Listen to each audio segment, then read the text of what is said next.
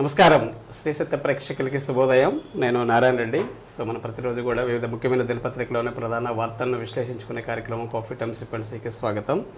మరి ఈరోజు మనతో ఉన్నారు సీనియర్ జర్నలిస్ట్ నవ్వుతోటి శరత్ గారు. వారిని అడిగి ముఖ్యమైన విశేషాలు ఏంటో చూద్దాం. నమస్కారం శరత్ గారు. Good morning. Very good morning and welcome to coffee time. నిన్న ఒక సంఘటన బాగా చోటు చేసుకుంది. నేను అనుకోకుండా సీఎం జగన్ మీద ఒక ఘటన, దాని గురించి ఈరోజు అన్ని పత్రికలు అదే ప్రధాన వార్త. ఒకసారి చూద్దాం. అంతే కదా, ముఖ్యమంత్రి మీద దాడి జరిగినప్పుడు అట్లానే ఉంటుంది కదా. అది మరి కావాలని జరిగిందా లేకపోతే అనుకోకుండా జరిగిందా, ఎవరైనా చేపించారా ఏంటి అనేది దర్యాప్తులో తేలుతుంది. ఒకసారి చూద్దాం. సాక్షిలో అడుగడుగునా నీరాజనాలతో సాగుతున్న అపూర్వ యాత్రను చూసి ఓర్వలేక సీఎం జగన్పై హత్యాయత్నం. సాయంత్రం 5 గంటల నుంచి విజయవాడలో సాగిన అపూర్వ యాత్ర. వారధి దాటిన దగ్గర నుంచి అడుగడుగునా జనం నీరాజనాలు. రాత్రి 8 గంటల 10 నిమిషాల సమయంలో సింగనగర్లో జగన్ టార్గెట్గా దుర్చర్య. సింగనగర్లో జరిగింది. ఇక మరో వరకు చూస్తే కృష్ణా తీరం పోటెత్తిన జన ప్రవాహం. విజయవాడలో మేమంతా సిద్ధం బస్సు యాత్రకు జన నీరాజనం. గుంటూరు జిల్లా నుంచి ఎన్టీఆర్ జిల్లాకి అడుగుపెట్టిన యాత్ర. ఇక గ్రూప్ 1 ప్రిలిమ్స్ ఫలితాలు విడుదల. 89 పోస్టులకు 4,496 మంది అర్హత. ఇక వారిద్దరిది అసూయ ద్వేషం. షర్మిల సునీతపై వైఎస్ఆర్ సోదరి విమలమ్మ. వైఎస్ఆర్ శత్రువుల చేతుల్లో వాళ్ళు కీలుబొమ్మలయ్యారు. నిన్న ఏదో ఇంటర్వ్యూ ఇచ్చింది. దాని మీద కూడా షర్మిల కూడా స్పందించారు. ఇక ఈనాడులో చూస్తే ఆ మౌనం వెనక దోచిపెట్టే మర్మం. లేపాక్షి నాలెడ్జ్ హబ్ భూముల కేసులో ఏపీఐఐసి తొండాట. సంస్థ దివాలా విషయం తెలిసి ఎన్సిఎల్టీలో పిటిషన్ దాఖలు చేయని వైనం. ఇక సీఎంపైకి రాయి, నుదుటిపై గాయం. ఘోర భద్రతా వైఫల్యం. సో ఇది సీఎం మీద దాడి జరగడం అనేది భద్రతా వైఫల్యం అని చెప్పేసి రాశారు. ఇక తిక్కలోడి 3 ముక్కలాటకు రాష్ట్రం బలైంది. ఆంధ్రప్రదేశ్ రాజధాని ముమ్మాటికి అమరావతి. నిన్న తాడికొండ పెద్దపాడు ప్రజాగలం సభలో తెలుగుదేశం పార్టీ అధినేత చంద్రబాబు నాయుడు విమర్శలు. ఎవరన్నారన్నమాట? చంద్రబాబు తిక్కలోడి 3 ముక్కలాటకు రాష్ట్రం బలైందని చెప్పేసి. ఇక అరాచక పాలనలో అంతం చేద్దాం. స్వర్ణాంధ్ర సహకార బస్సు యాత్రలో నందమూరి బాలకృష్ణ నిన్న స్టార్ట్ చేశారు. బాలకృష్ణ గారు కూడా. ఇక పెట్రోల్ బస్సు మంటల్లోకి తోసేశారంట. ఏదో స్థలం ఆక్రమిస్తే అడ్డుకున్నందుకు వైకాపా నాయకులు. విశాఖపట్నంలో జరిగింది అది. ఇవి ఈనాడులో వచ్చిన వార్తలు. ఇక చివరిగా సార్ ఆంధ్రజ్యోతిలో చూస్తే అమ్మకానికి ఎండీసీ, విదేశీ ఇన్వెస్టర్లకు వాటాలు, ఆ షరతులతో 14,000 కోట్ల అప్పు. సో ఇప్పటికే ఒక 7,000 కోట్లు తీసుకున్నారంటే ఇంకొక 7,000 కోట్లు రావాల్సి ఉంది. ఇక 1000 మంది జగన్లో వచ్చినా అమరావతిని కదిలించలేరు. జూన్ 4న జగనాసుర వధ, అమరావతి వేడుక చంద్రబాబు. జగన్వి హత్యా రాజకీయాలు. పొద్దుటూరు సభలో నిన్న కాంగ్రెస్ షర్మిల ఈ వ్యాఖ్యలు చేసింది. ఇక కేసులపైన కుట్రలు. ఎన్నికల సమయంలో కేసులు వారికి తెలియకూడదని వ్యూహం. అభ్యర్థుల నామినేషన్ల వేళ కేసులు అఫిడవిట్లు చాలా కీలకం. సో ఇవన్నీ దాచిపెడుతున్నారంటే ఎవరి మీద ఎన్ని కేసులు ఉన్నాయో అనేది వివరాలు ఇవ్వకుండా పోలీస్ స్టేషన్లో. సో ఆ వివరాలు ఇవ్వకపోతే రేపు అఫిడవిట్లు ఎన్ని రోజులు పట్టాలి మీకు? కోర్టు కూడా అడిగింది. రైట్. ఓకే, ఇవి స్టేట్లో ఉన్న వార్తలు సార్. మనకి అంటే ప్రాధాన్యత, అత్యంత ప్రాధాన్యత జిల్లా వార్తల్లోకి వెళ్లే ముందు మనం రాష్ట్రంలో అత్యంత ప్రాధాన్యత అంశం అని కూడా మనం కొంచెం చెప్పండి. ఎందుకంటే ప్రజలకు ఎట్లానో ఎలా చూడాలి ఈ విషయాన్ని ఎట్లానో తెలుసు. ఇప్పుడు ఒకటండి, దీన్ని ప్రతిపక్ష నాయకుడు చంద్రబాబు నాయుడు పవన్ కళ్యాణే చేయించినక్కర్లా. మీరు గ్రామాల్లో చూసుకుంటే ముఖ్యమంత్రి చంద్రబాబు నాయుడు, మాజీ ముఖ్యమంత్రి చంద్రబాబు నాయుడు, ముఖ్యమంత్రి జగన్మోహన్ రెడ్డి, పవన్ కళ్యాణ్ వీళ్ళందరినీ ఒక చోట నుంచోబెట్టి కొట్టుకోనంటే కొట్టుకుంటారా చెప్పండి? కొట్టుకోరు. మీరు గ్రామాల్లో చూసుకుంటుంటే నిలువున కొట్టుకుంటున్నారు. ఈ ముగ్గురు తెలుగుదేశం పార్టీ నాయకులు కూడా కొట్టుకుంటున్నారు, కార్యకర్తలు కూడా. అసలు ఆ గ్రామాల్లో అంటేనే ఉండేదంతా వాళ్ళు బంధువులు ఇటువంటి వాళ్ళు అయి ఉంటారు. గ్రామంలో ఉండేది పార్టీల పరంగా. పార్టీలకు సంబంధించి గుడ్డలు దించుకునే వాళ్ళు గ్రామాల్లో ఉన్నారు. ఇది ఖచ్చితంగా మీరు ఎవరైనా కార్యకర్తని గమనించండి. వైసీపీ కార్యకర్తను గమనించినా, పలకరించినా, టీడీపీ కార్యకర్తను పలకరించినా, జనసేన కార్యకర్తను పలకరించినా సరే, అతను ముఖ్యమంత్రి, అతను ప్రతిపక్ష నేత, వాళ్ళకు ఒక గౌరవం ఉంటుంది. వాళ్ళతోటి వాళ్ళని ఎలా మాట్లాడాలి, సభ్యతగా మాట్లాడాలన్న అంశం ఉండదు వాళ్ళ దగ్గర. మీరు ఎందుకు వాళ్ళకే కాదు, మాజీ ముఖ్యమంత్రులకి జనసేన కూడా పరస్పర గౌరవం అనేది ఇచ్చుకోవడం అనేది పబ్లిక్ మా మీటింగ్లోనే లేదు. అటువంటిది చంద్రబాబు నాయుడు చేస్తాడని కాదు, హుందాతనం అనేది లేదు. హుందాతనం అనేది రాజకీయాల్లో నాకు తెలిసి జగన్మోహన్ రెడ్డి ఎప్పుడు ముఖ్యమంత్రి చంద్రబాబు నాయుడు అని ఎప్పుడు నేను వినలా. మీరు విన్నారా లేదైతే? ఆయన అయితే గారు అన్నాడు. ఈ మధ్య చంద్రబాబు నాయుడు గారు కూడా గారు అంటున్నాడు, జగన్మోహన్ రెడ్డి గారు ముఖ్యమంత్రి గారు అంటున్నాడు. ఈ మధ్య సంబోధిస్తారు, మీరు గమనించారు కదా. ఇక పవన్ కళ్యాణ్ అయితే జగన్ ని అంత చూస్తానని మాట్లాడుతున్నాడు. ఎందుకు చెప్తున్నానంటే ఇది కార్యకర్తల వాళ్ళు విడిపోయారు తెలుగుదేశం వైసీపీ. అటువంటి వాళ్ళలో వీరాభిమానులు ఎవరైనా ఉండొచ్చు. అందుకని కావాలని అవి తెలుగుదేశం సంబంధించిన కార్యకర్తలే కొట్టి ఉండొచ్చు.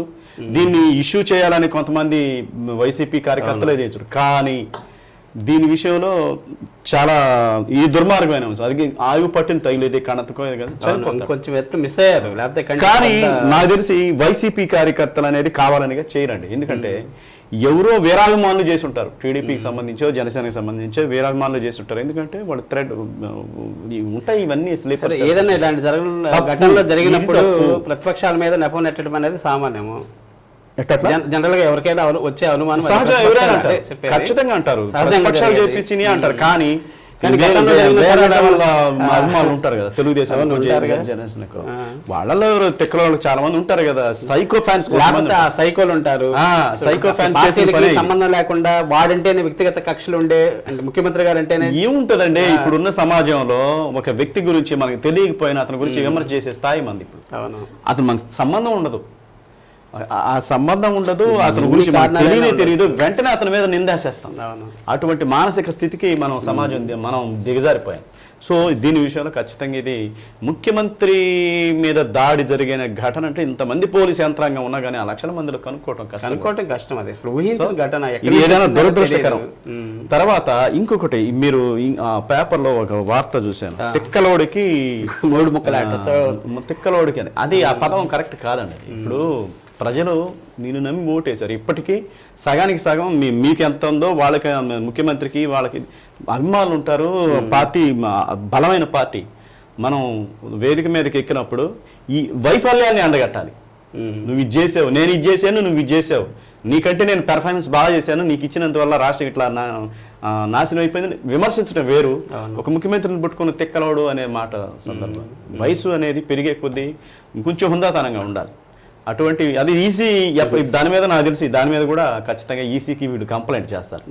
ఈసీ అందరికీ ఇస్తుంది ఈసీ నోటీసులు, జాగ్రత్తగా మాట్లాడండి. గతం కంటే ఇప్పుడు తగ్గించి చూడండి మీరు విమర్శలు.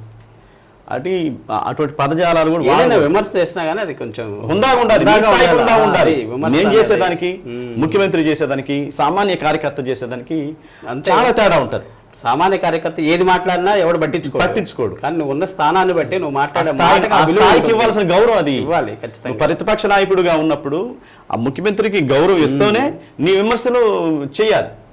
సో అదే ఇందాక అనుకున్నాగా మన హుందాతనం అనేది కోల్పోయారు. రాజకీయ పెద్దవాళ్ళే హుందాతనం కోల్పోయారు. ఇక ఆయన లోకేష్ అయితే కడ్రాకి తొగి తీసుకొడతానన్న, కొడాలి నాని అయితే బూతులు తిడతారు. ఇంకా ఆయన అసలు కల్చర్ అనేది రాజకీయాల్లో అలాంటి వాళ్ళని ఎంకరేజ్ చేయడం కూడా తప్పు కదా సార్. తప్పక మరి దిగజారి మాట్లాడుతున్నప్పుడు ఒక సీఎం గా ఆయన బాధ్యత. మహాత్మా గాంధీ వచ్చి పోటీ చేసిన డిపాజిట్లు రావు. కరెక్ట్, అది వేరే విషయం. స్థానంలో ఉన్న వాళ్ళు నివారించాల్సిన అవసరం లేదు. ప్రజలు డబ్బులకు ఎప్పుడైతే అలవాటు పడ్డారో, సైకోయిజానికి ఎప్పుడైతే అభిమానులుగా మారిపోతున్నారో, చిత్రాలు చూడండి, మీరు కేరళ సినిమాలు చూడండి, బాలీవుడ్ సినిమాలు చూడండి, కేరళ, తమిళనాడు ఈ సినిమాలకి తెలుగు సినిమాలకి తేడా గమనించండి. మీరు వాళ్ళు సందేశాత్మక చిత్రాలు తీస్తారు, ఎంటర్టైన్మెంట్ ప్రధానంగా ఉంటుంది.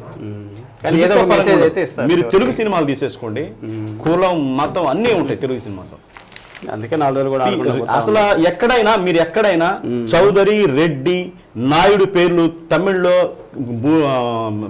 బాలీవుడ్ లో వాటిలో ఎక్కడైనా ఉన్నాయి పేర్లు. సమరసింహారెడ్డి, రాయలసీమ రామన్న చౌదరి, నాయుడు, శాస్త్రి, ఈ పేర్లు ఎక్కడన్నా మనం వేరే రాష్ట్రాల్లో చూడగలం ఆ సినిమాలు. మన దరిద్రం అంటే ఈ రాష్ట్రం. ఓకే, ఇంకా మరో ముఖ్యమైన అంశం సార్, ఈరోజు అంబేద్కర్ గారి జయంతి ఎలా జరగబోతుంది? మహానుభావుడు గురించి చెప్పుకుందాం సార్. ఎందుకంటే ఇవి రెగ్యులర్ గా జరిగే, కానీ గుడ్డి దీపాల వెలుగులో గుడ్డి దీపాల వెలుగులో అతి నిరుపేద కుటుంబంలో పుట్టి వీధి దీపాల కింద చదివి ఫ్లడ్ లైట్ల వెలుతురులో మనం చక్కగా చదువుకోగలం.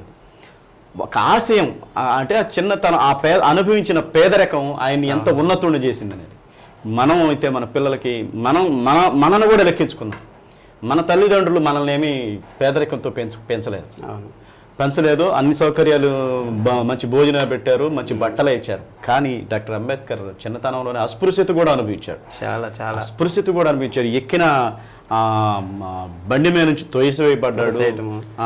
అంటే అందరి మధ్య కూర్చోటానికి లేకుండా పోయాడు. వీధిలో అక్కడ అరుగు మీద కూర్చున్నాడు. వీళ్ళందరూ పిల్లలంటే తర్వాత కలెక్టర్ అయినా కూడా అటెండర్ అనేవాడు ఫైల్ అని ఇవ్వడానికి కూడా ఇష్టపడేవాడు కాదంటే అతనికి సపరేట్గా మంచినీళ్ళు కొండ పెట్టడం. ఇటువంటి అన్ని ఈ దేశానికి తర్వాత చివరగా అస్పృశ్యుడే అంటరాని వాడే ఈ దేశానికి రాజ్యాంగం రాసే విధంగా పరిస్థితులు ఎలా ఉండాలి అనేది పరిస్థితులు అనుకూలించినాయి. ఇప్పుడు ఈ భారతదేశానికి స్వాతంత్రం వచ్చింది సార్. స్వాతంత్రం వచ్చి రాజ్యాంగం రాయాలి. ఎవరు రాయాలి? 10-15 మంది కమిటీని పెట్టారు. ఆ కమిటీలో ఎవరో యాక్టివ్గా లేదు. ఉన్న వాళ్ళలో 4-5 మీరు సహకరించారు. సరే, ఎలా రాయాలంటే ప్రపంచ దేశాల్లో ఉన్నటువంటి ఈ ప్రజాస్వామ్యం వాళ్ళు మనకు ఆ భారతదేశానికి ఏ విధంగా అనుకూలంగా ఉంటుంది, ఏది చేస్తే బాగుంటుంది. ఇప్పుడు రాజకీయ నాయకులే కానీ ఇప్పుడు పెడతా ఉంది. ప్రపంచ దేశాలను చూడండి, ప్రజాస్వామ్యం లేకుండా ఎట్టున్నాయి. చూడండి, రష్యా చూడండి, ఇన్ని దేశాలు, పాకిస్తాన్ చూడండి. సో అటువంటి మహానుభావుడి జయంతి కార్యక్రమం ఈరోజు నిర్వహించుకోవటం నిజంగా మంచి పరిణామం. అటువంటి వారిని స్ఫూర్తిగా తీసుకోవాలి. చదువు విషయంలో చూడండి, చదువు విషయంలో ఆయన పడ్డ కష్టాలు. మీ బరోడా మహారాజు, ఆయనకి చదువు చెప్పిన ఆయన బ్రాహ్మణ, ఆయన పేరులో పెట్టుకున్నాడు. అంటే ఆ కృతజ్ఞత. ఇప్పుడు టీచర్ వస్తుంటే అతనికి నిక్నేమ్ పెట్టి ఎగతాలు చేయటం, లేకపోతే పక్క తప్పుకోపోవటము. సో అటువంటి మహానుభావుడికి మనం కూడా పుట్టినరోజు శుభాకాంక్షలు తెలియజేద్దాం. ఓకే సార్, ఇక ఈవీఎం తరలింపు స్పీడ్ అప్ అవుతున్నారు కదా కలెక్టర్. ఆయన రోజు అప్డేట్ తీసుకుంటా. నిన్న ర్యాండమైజేషన్ ప్రకారం ఈవీఎంల జిల్లాలో నియోజకవర్గాలు పంపుతున్నట్టు జిల్లా ఎన్నికల అధికారి దినేష్ కుమార్ పేరు. స్థానిక మామిడిపాలెంలోని ఈవీఎం గోడౌన్లో రాజకీయ పార్టీల ప్రతినిధుల సమక్షంలో శనివారం నియోజకవర్గాలకు ఈవీఎంల తరలింపు ప్రక్రియను పరిశీలించారు. ముందే పెట్టారనుకోండి, అప్పుడు అడావుడు కాకుండా అక్కడంతా చెక్ చేయాలి, అన్ని ఏర్పాటు చేయాలి. మాక్ పోలింగ్ కూడా ఉంటుంది. ఏది ప్రతినిధుల రాజకీయ ప్రతినిధులు వాళ్ళని కూర్చొని ఏది నొక్కితే ఏది వస్తుంది అనేది వాళ్ళు ఏదైనా అబ్జెక్షన్ ఉంటుంది కదా. ఆ ఈవీఎంలకు సంబంధించిన ఆ పోలింగ్ బూత్ ఈవీఎంలకు సంబంధించిన వాటిని ఖచ్చితంగా చెక్ చేస్తారు. ఎప్పుడు పోలింగ్ రోజు ఏజెంట్లని, క్యాండిడేట్ని ఉంటారు, పోలింగ్ 3 ఆఫీసర్ మొత్తం కూర్చొని అయ్యా ఇది బాగా పనిచేస్తుంది చూడండి, ఇది ఓకేగా ప్రతి ఈవీఎం నుంచి చెక్ చేస్తారు. ఇది ఎలక్షన్ అప్పుడు. సో ఈ కార్యక్రమం, తరలింపు కార్యక్రమాన్ని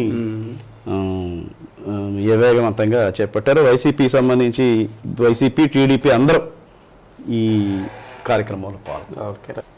ఏంటి సార్ ఈ వార్త? గోపిరెడ్డి విధులకు హాజరు కాగలరు. ఏదనుకుంటారు చెప్పండి మీరు? ఏముంది, చనిపోయినాడో ఏదో అయ్యుంటారు. ఖచ్చితంగా అదే.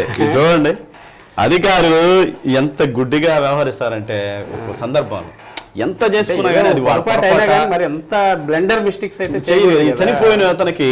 చూడండి, సార్వత్రిక ఎన్నికల వేళ వివిధ ప్రభుత్వ శాఖల ఉద్యోగులకు విధులు కేటాయించు సాధారణ విషయమే. అదే సమయంలో క్షేత్రస్థాయి పరిస్థితులను పరిశీలించకపోవటం విమర్శలకు తావిస్తుంది. కుమ్మిత గోపిరెడ్డి అనే వ్యక్తి సిఎస్పురం మండలం అంబరం కొత్తపల్లి సచివాలయ గ్రామ సర్వేరిగా విధులు నిర్వహిస్తున్నాడు. ఈ ఏడాది ఫిబ్రవరి 27న మరణానికి పాల్పడ్డాడు. ఓకే, ఆత్మహత్యకి పాల్పడ్డాడు. ఓకే, సార్వత్రిక ఎన్నికల్లో పోలింగ్ అధికారిగా ఓపీఓగా ఆయన నియమిస్తూ కలెక్టర్ ఎన్నికల అధికారి ఇటీవల ఉత్తర్వులు పంపారు. మృతి చెందిన ఉద్యోగి విధులు కేటాయిస్తూ ఉత్తర్వులు పంపడంపై సిబ్బంది అధికారులు ఆశ్చర్యం వ్యక్తం చేశారు. ఉంటది కదా, మృతి చెందాడు, డిస్మిస్ అయ్యాడు, లేకపోతే ఇంకోటి సంథింగ్ విధుల్లో అయితే లేడు. చిన్న చిన్న విషయాలే సార్, పెద్ద బ్లండర్ మిస్టేక్ చేసినట్లు ప్రచారం అయిపోతుంది. చిన్న వార్తే అది ప్రపంచవ్యాప్తంగా. చూడండి, ముఖ్యమంత్రి నిర్లక్ష్యం అనేది నిర్లక్ష్యం నువ్వు చేసే విధులు. ఈ విషయం చిన్నదే కావచ్చు కానీ ఇది ఎంత తప్పు, బాధ్యతగా పెద్ద తప్పు ఉన్నారు, ఇది. ఎంత బాధ్యతగా పెద్ద ఉన్నారు, తప్పు. ఎంత నిర్లక్ష్యంగా అదే చేస్తున్నారు. కదా, ఎన్నికల్లో చనిపోయిన వాళ్ళకు కూడా ఓట్లు ఉంటాయి. ఓట్లు ఉండటము. అది తీసి వీళ్ళు చేయాల్సిన పని ఏంది? అవును, చెక్ చేసుకోవాలి కదా, అదే కదా, అందుకే ఎంతమంది ఉన్నారు, ఎంతమంది బ్రతుకున్నారు, అవును. ఇవి చూసుకోవాలి కదా. నువ్వు అది ఈ మధ్య నేను ఏదో గుంపులో పోయింది ఎన్నికల విధులకు సంబంధించి ఒక కళాజాత ఒకడు వస్తాడు ఎన్నికలు ఓటేయడానికి. ఏం బాబాయ్ ఓటేయలేదంటే మీ అక్క ఇచ్చిదిరా, మీ అక్క ఇచ్చిన తర్వాత ఓటేస్తాడు. అదే బాబాయ్ అక్క రావటం వెళ్ళి అసలు అది అక్క చచ్చిపోయి శానాళ్ళు అయింది కదా అంటే, కాదురా నా ముందే ఓటేసిందిరా అంటాడు.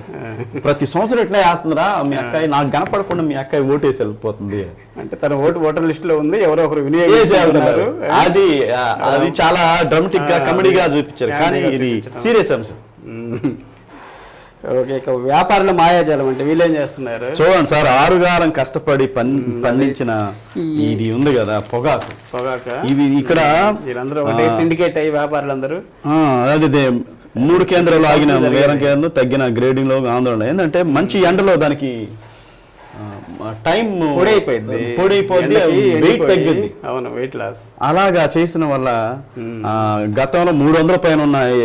చూడండి, మార్కెట్ తీరుపై రైతుల ఒంగోలు సజావుగా సాగుతున్న పొగాకు మార్కెట్లో శనివారం కాస్త గందరగోళం అనుకుంది. వ్యాపారుల మాయాజాలంపై రైతుల నిరసన వ్యక్తం చేశారు. దీంతో 3 కేంద్రాల్లో వేలం ఆగిపోగా ఇతర చోట్ల మార్కెట్ తీరుపై రైతులు అసంతృప్తి వ్యక్తం చేశారు. గ్రేడ్ నెలన్నరగా నిలకడ ఉన్న వ్యాపారం 2వ రోజు క్రమంగా పెంచుతూ వచ్చారు. పొర కేంద్రాల్లో గరిష్టంగా 246 ఉంటే సో కిలోకి 220 దిగుబడి తగ్గిపోయిందంట. అంటే ఆ ఎండలో వీళ్ళు పెట్టడం వల్ల టైం వెయిట్ చేసి దానికి అదే ఎక్కువసేపు ఎండలో ఉండటం వల్ల అది వెయిట్ తగ్గిపోయింది కదా, ఎండిపోయి పొగాకు. దానివల్ల కేజీ తగ్గినా గానీ 250 రూపాయలు నష్టపోయినట్టేగా రైతు ఒక కేజీకి. బాడుగ ఏంది, ట్రాక్టర్ ట్రావెలింగ్ ఏంది, వీళ్ళు కష్టమైన అన్ని చాలా ఉంటాయి కదా, చేసుకుంటారు. కొత్త టెక్నిక్స్, మనకు తెలియని టెక్నిక్స్. అదే కాసేపు 1 గంట 2 గంటలు 3 గంటలు ఎక్కువ టైం వేస్ట్ చేయించారనుకో, వెయిట్ చేయించారనుకోండి, ఆటోమేటిక్ గా తగ్గిపోద్ది. సో దాని మీద రైతులు ఎన్ని రకాలుగా మోసం చేయాలో అన్ని రకాలుగా మోసం చేయడానికి ప్రయత్నాలు జరుగుతాయి. చెప్తుంటే మనకు తెలియని టెక్నిక్స్ ఇలా కూడా మోసం చేస్తారా. నిన్న ఒకడు వాడు చనిపోయినట్టు వాడి డబ్బుల కోసం, బీమా సొమ్ము కోసం వాడే చనిపోయినట్టు నాటకం ఆడాడు, తగలబెట్టేసి వేరే అన్నోన్ బాడీ వేరే ఊరిని వికలాంగుని చంపేసి. చూడండి, అవును చదివాము, చివరి పట్టుకున్నారుగా. ఇక ఓటు వినియోగంతోనే ప్రజాస్వామ్యం మనుగడ, ఇది తప్పకుండా ఆలోచించాల్సిన విషయం సార్. ప్రతి ఒక్కరు కూడా 18 సంవత్సరాలు దాటిన వారు ఓటు నమోదు చేయించుకోవటము, ఖచ్చితంగా 100% ఓటు వినియోగించుకోవటము, ఎవరు అంటే రాహిత్యంగా ఉండకుండా. యూత్ మెయిన్ అండి. ఇప్పుడు చాలా మంది యూత్ ఓటు గురించి తెలియదు అసలు, ఆ ఓటు విలువ తెలియదు, ఇంపార్టెన్స్ ఏంటి అనేది. యూత్ చాలా మంది ఎట్లా అవుతున్నారంటే, ఈ పొలిటికల్ లీడర్స్ ఏం చేస్తున్నారంటే, ఒక 10-20 మంది యూత్ని పట్టుకొని రే మీకు ఏం కావాలో చెప్పండి, డబ్బులు ఇవ్వటం, సాయంత్రం కల్లా ముందు పార్టీ చేసుకోవడం. మీరు మా ఊర్లో నేను వాకింగ్కి వెళ్తా ఉంటే ఆ రోడ్డులో చూస్తూ ఉంటే 1/2 కిలోమీటర్ 1/2 కిలోమీటర్లకి మందు బాటిళ్ళు, అంటే వీళ్ళు రాయింబడి తిరుగుతూనే తాగుతూనే ఉన్నారు. అందుకని యూత్ ముఖ్యంగా ఆలోచించాలి. ఇక నిన్న ఏంటంటే ఓటు హక్కు వినియోగంపై కార్మిక శాఖ స్వీప్ ఆధ్వర్యంలో కర్నూలు రోడ్లోని జోయా లూకాస్ షోరూంలో అవగాహన కార్యక్రమం నిర్వహించారు. ప్రతి పౌరుడు ఓటు హక్కు వినియోగించుకుంటే ప్రజాస్వామ్యానికి పరుడు వెళ్తుంది. అంటే అవగాహన, ఈ ప్రభుత్వం గతంలో ఇంత అవగాహన కార్యక్రమాలు నిర్వహించినట్టు నేను చూడలే ఓటు హక్కు మీద. ఇప్పుడు కళాజాతాలు కూడా నిన్న వీళ్ళు ఉన్నారు, మేలుకొలుపు కళాజాత వాళ్ళు అద్దంకి బస్ స్టాండ్లో కూడా కళారూపాలు ప్రదర్శించారు. ఓటు వినియోగించకపోతే ఎటువంటి ప్రమాదం, ఎలాంటి వాళ్ళకి ఓటు వేయకపోతే ప్రజాస్వామ్యానికి విధంగా విఘాతం అనే దాని మీద కళాజాత అవగాహన నిర్వహిస్తాం. ఏదైనా అవగాహన కలిగి ఉండాలి పూర్తిగా. యూత్ ఎన్రోల్ చేసుకోవట్లేదు, చాలా మంది ఎన్రోల్ చేసుకోవట్లేదు. యూత్ ఈతోటి ప్లస్ ఇల్లు కూడా సార్ కొంచెం బద్దకస్తులు కూడా చాలా మంది ఉన్నారు, ఉద్యోగస్తులు. హైదరాబాద్ అంతే ఇంత ముందు జరిగిన సర్వేలో మనకు తెలియదు ఏంటంటే చాలా మంది ఉద్యోగస్తులు, చదువుకున్న వాళ్ళు ఎక్కువ మంది ఓటింగ్ లో పాల్గొనట్లేదు. ప్రశ్నించేవాడు కూడా వాళ్ళు మళ్ళీ పుంకాలుగా మాట్లాడతారు. నువ్వు ఓటు వేసావంటే ఓటు వేయరు వాళ్ళు బాధ్యతగా. ఓటు ఏమైనా ఆఫీసులకు సెలవులు ఇస్తే తిని ఇంట్లో పండుకుంటున్నారు ఓటు వేయకుండా అనేది ఇంత ముందు చాలా సరదాగా ఫ్యామిలీతో అదేదో ప్రభుత్వ సెలవులాగా ఓటేస్తే పోతుంది కదా. అదొక సెలవుదినంలాగా పరిగణిస్తున్నారే కానీ దానికి ఓటు ఇంపార్టెన్స్ సెలవు దినం కాదు, ప్రజాస్వామ్యాన్ని బ్రతికించుకున్న రోజు అది. అవును. అది గొప్ప రోజు అది. అది ఓటింగ్ అనేటప్పుడు అది గొప్ప రోజు ప్రజాస్వామ్యానికి. దాని విలువ గుర్తించలేనివాడు అసలు మూడుగాళ్ళు ముసలోళ్ళు చనిపోయేవాళ్ళు కూడా ఓటేస్తున్నారు. వాళ్ళు వేస్తారు, అది వాళ్ళకి ఒక ఆసక్తి. ఫస్ట్ ఎవరు గెలుస్తారా ఏంటి అనేది దానికి పూర్తిగా తెలియకపోయినా కానీ ఏంటంటే ఎవడు గెలిచినా ఏముందిలే, మన ఉద్యోగం మనకుంది, ఎవడు తినేది తింటాడు, తినటం ఆపడు, మన పని మన. కానీ ప్రతి ఒక్కళ్ళు ఓటు విలువ గుర్తించాలండి. అంతే కదా, ఒక 5 సంవత్సరాలు మన భవిష్యత్తును, మన పిల్లల భవిష్యత్తును వాళ్ళ చేతిలో పెట్టినట్టే కదా. అంతేగా. ఓకే సత్య గారు, థ్యాంక్ యూ వెరీ మచ్. కొన్ని ముఖ్యమైన అంశాల మీద చక్కటి విశ్లేషణ అందించారు. Thank you. మరి ఈనాటి కాఫీ టైమ్ సిపెండ్స్ కార్యక్రమంలో ఇవ్వండి. మా సత్య కేబుల్ నుంచి కూడా మనం విజ్ఞప్తి చేస్తున్నాం సార్, ఓటు నమోదు చేసుకుని కూడా వెంటనే నమోదు చేసేసుకుంటే ఇంకా టైం దగ్గర పడుతుంది. 15వ తేదీ అనుకుంటా. ఇంకా ఖచ్చితంగా ఆన్లైన్ లో ఓటు నమోదు చేసుకోండి. యూత్ 18 ఏళ్ళు నిండిన వాళ్ళు ఖచ్చితంగా ఓటు నమోదు చేసుకోండి. ఓటు హక్కు వినియోగించుకోండి. ఓటు చాలా వాల్యుబుల్. ఓకే అండి, థ్యాంక్ యూ. రేపటి కార్యక్రమంలో మళ్ళీ తిరిగి ఇదే మరిన్ని తాజా వార్తలతో మళ్ళీ కలుసుకుందాం. అంతవరకు సెలవు, చూస్తూ ఉండండి.